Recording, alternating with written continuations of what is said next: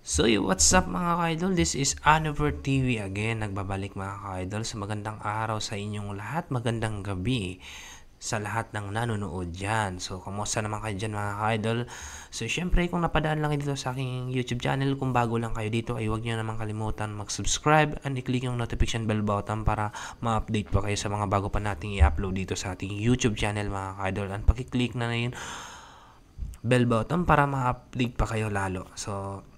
Syempre nag-upload na rin ako sa Facebook page mga ka-idol, paki-follow na lang at syempre mag-like sa mismong video natin mga ka-idol. Sa episode natin mga ka-idol, ito yung si Michael Jordan ang itinuturing na sa karamihan ay GOAT or greatest of all time. Kaya naman karamihan ay talaga namang gustong subukin si Michael Jordan mga ka-idol. Kanyang kalibre sa paglalaro ng basketball mga ka-idol. Pero alam nyo ba na merong isang bata na itinuturing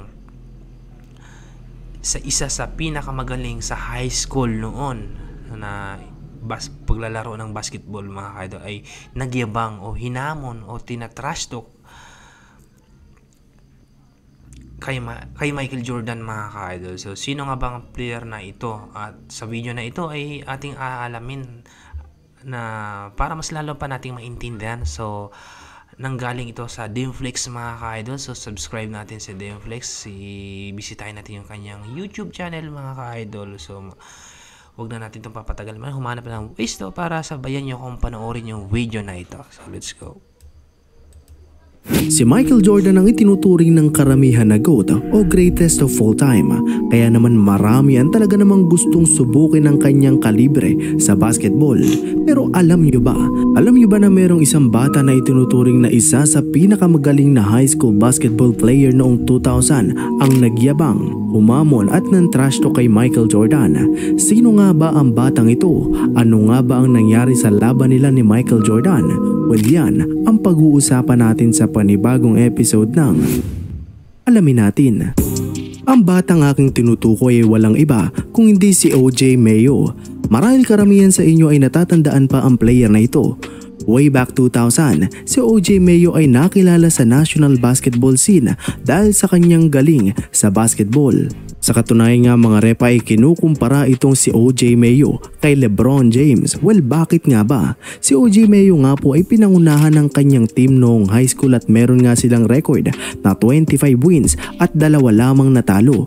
Siya nga po ay nag-average ng 28.2 points per game, 7.2 assist at 6.1 rebounds per game. Bukod pa doon ay sila nga din po ay nagkampiyon at nakapagtala nga po itong si OJ Mayo noong championship game ng triple-double, 41 points, 10 rebounds at 11 assists.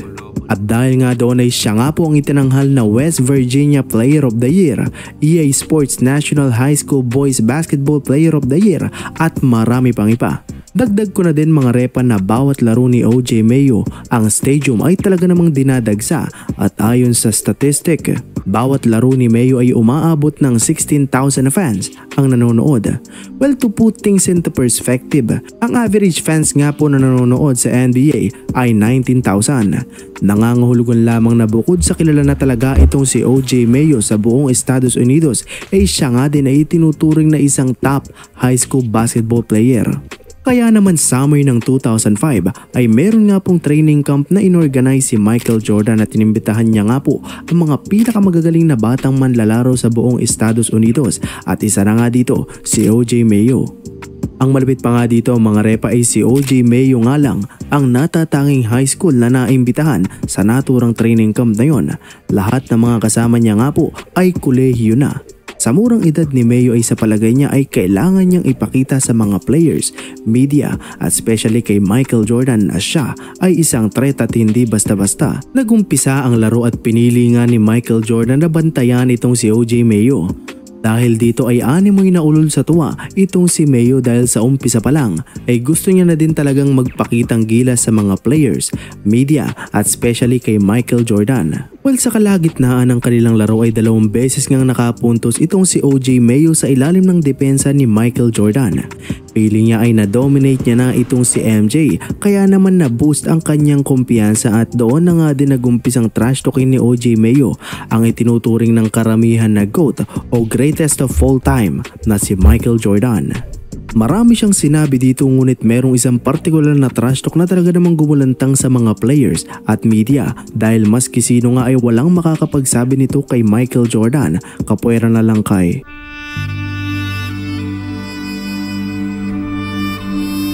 One-on-one, I'm undefeated, never lost. Anyway, nasabi nga ni OJ Mayo kay Michael Jordan na you can't guard me o hindi mo ako kayang bantayan.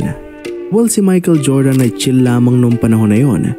Hindi naman niya ito mapatulan dahil nasa harap siya ng mga players at media.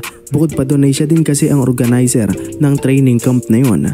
Kaya ang ginawa niya na lamang ay pinalabas niya ang mga players at media dahil ayaw niya din talagang mapahiya itong si OJ Mayo. Nangangahulugan lamang na gusto niya lamang itong turuan ng leksyon. Matapos niya nga pong mapalabas ang mga tao sa loob ng gym ay nakipag one-on-one na nga itong si Michael Jordan kay OJ Mayo at doon na nga niya pinakita kung paano nga ba magseryoso ang isang Michael Jordan. Nagumpisa nga ang kanilang laro at hindi na nga pinagbigyan ni Jordan itong si OJ Mayo. Pinakitaan niya ito ng malahalimaw niyang depensa, tinirahan niya din ito ng mga fadeaways, classic mid-range jump shot, acrobatic layup at iba pang kalimitan niyang ginagamit sa laro. Natapos ang laro at nanalo nga po itong si Michael Jordan at ito nga po ang kanyang nasabi kay OJ Mayo. You may be the best high school player, but I'm the best player in the world. Biruin nyo mga repa, sa edad na 42 years old, talaga namang hindi pa din nawawala ang laro ni Michael Jordan. Pinakita niya sa itinuturing na pinakamagaling na player sa high school na matutukang rumispeto sa mga veterano na sa liga. Well, si OJ Mayo ay talaga namang marami ding natutunan noon. Nasabi pa nga niya sa isang interview na hindi niya makakalimutan ang araw na yon. Naglaro nga po itong si Mayo ng isang taon sa college at na-draft bilang 3rd overall pick ng Timberwolves noong 2008. Naging disente naman ang kanyang laro pero marami din itong mga bisyo na hindi kayang tigilan. Kaya naman taong 2016 ay naban ito sa NBA dahil sa dami ng kanyang ginagamit na drugs. Bali dito na nga magtatapos ang ating video. So yun lang mga repa. Yun mga kadol, yun siya yung NBA na nag-trash talk kay Michael Jordan at siya din yung kumbaga bata pa lang ay niyabangan. So high school pa lang ito at yun yung sa video natin mga kadol ay hindi daw kayang bantayan ni Michael Jordan itong player na itong mga ka-idol. So yun, hanggang dito na lang. Sana nagustuhan niyo yung video natin mga ka-idol ngayon. So maraming salamat sa inyong pagpanood and see you next video mga ka-idol.